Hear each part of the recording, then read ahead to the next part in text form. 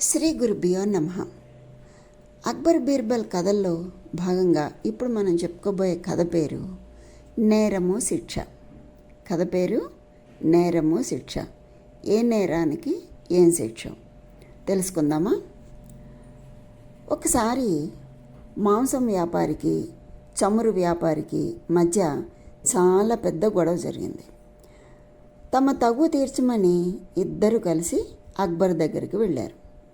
వెంటనే అక్బర్ ఏం చేశాడు, బీర్బల్ని పిలిచి బీర్బల్కు ఈ సమస్యను అప్పగించి పరిష్కరించమని చెప్పాడు.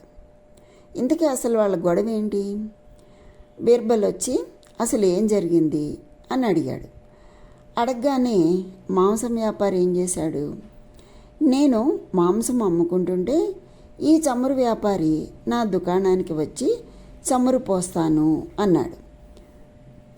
సరే అని పాత్ర తీసుకురావడానికి నేను లోపలికి వెళ్ళినప్పుడు ఇతను నా నాణ్యాల సంచి తీసుకుని అది తనదే అని గొడవ చేస్తున్నాడు.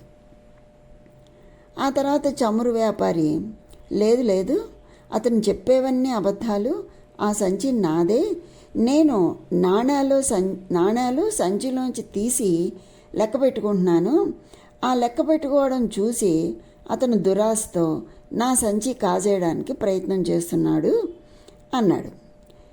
ఎన్నిసార్లు అడిగినా ఇద్దరి నుండి ఇదే సమాధానం వస్తుంది. మరి సమస్యకి పరిష్కారం ఎట్లాగా? దాంతో బీర్బల్ ఏం చేశాడు, నీటితో నిండిన పాత్రను తెప్పించాడు. బీర్బల్ తెప్పించి సంచిలో ఉన్నటువంటి నాణ్యాలన్నీ ఆ నీళ్ళల్లో వేశాడు. మొత్తం నాణ్యాలన్నీ ఆ నీళ్ళల్లో పడేశాడు.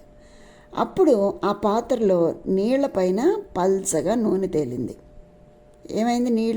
నీళ్ళల్లో ఈ నాణ్యాలన్నీ పడేసేటప్పటికి ఏమైంది? ఆ పాత్రలో నీళ్లపైన పల్చగా నూనె పైకి తేలింది.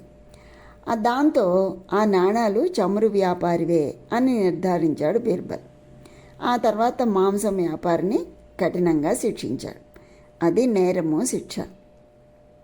ఇంత చిన్న కథలో సమస్యని ఎంత సులభంగా ఎంత సూక్ష్మంగా పరిష్కరించాడు బీర్బల్ అన్న విషయం మనకి కథ ద్వారా తెలుస్తుంది.